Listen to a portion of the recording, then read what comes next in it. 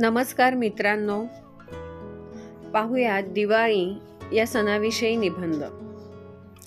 दिवाळी म्हणजे प्रकाशाचा, आनंदाचा सण. आश्विन महिन्यातील शेवटचे 3 दिवस आणि कार्तिक महिन्यातील पहिले 2 दिवस असा 5 दिवसांचा दिवाळीचा हा सण असतो. शरद ऋतूच्या मध्यभागी येणारा हा दीपोत्सव काश्मीरपासून कन्याकुमारी पर्यंत सर्वत्र उत्साहाने साजरा केला जातो.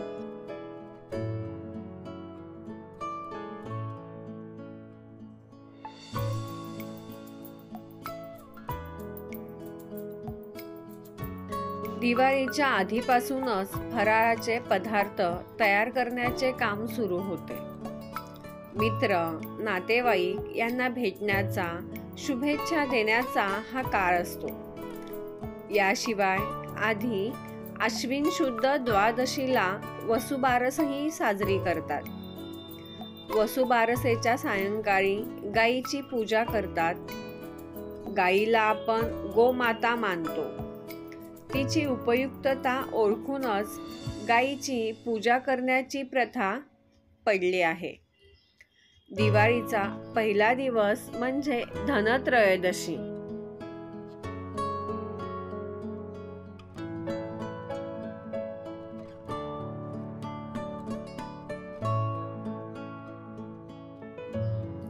या दिवशी धनाची पूजा करतात, म्हणजेच सोने, नाणे, अलंकार यांची पूजा करतात. नरक चतुर्दशी म्हणजे दिवाळीचा दुसरा दिवस. या दिवसाला दिवाळीच्या 5 दिवसात खूपच महत्त्व आहे. या दिवशी श्रीकृष्णाने नरकासुराचा वध केला. नरकासूर हा एक दुष्ट प्रवृत्तीचा राक्षस होता. त्याने 16,000 स्त्रियांना बंदिस्त करून ठेवले होते. त्या मुलींचे पालक त्यामुळे घाबरले.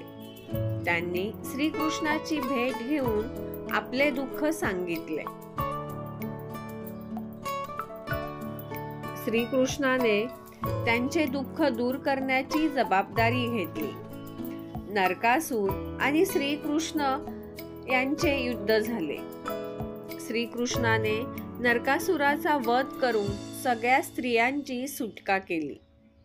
या घटनेची आठवण म्हणून या दिवसाला नरक चतुर्दशी म्हणतात.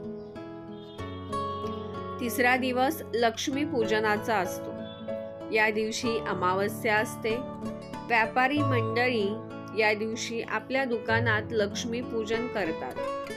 प्रसाद म्हणून साळीच्या लाया व बत्तासे वाटले जातात.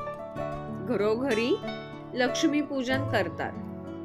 लक्ष्मी पूजना दिवशी सर्वत्र विद्युत रोषणाई करतात. घराबाहेर पणत्या लावतात. मंदपणे तेवणाऱ्या पणत्यांमुळे डोळ्यांना शांतता व सोज्वळता मिळते. मंगलमय वातावरण होते. फटाक्यांची आतिषबाजी होते. फटाक्यांमुळे निर्माण होणारा धूर, कानठळा बसवणारे आवाज यामुळे हवेचे आणि आवाजाचे प्रदूषण होते. आपल्या आरोग्याच्या दृष्टीने धोकादायक आहे. याला आपण मर्यादा घालायला नको का? चौथा दिवस म्हणजे बलिप्रतिपदा. व्यापाऱ्यांचे नवे वर्षही या दिवशी सुरू होते.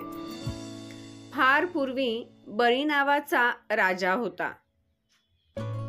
तो अत्यंत उदार व धर्मप्रिय होता. देवांना त्याची भीती वाटू लागली.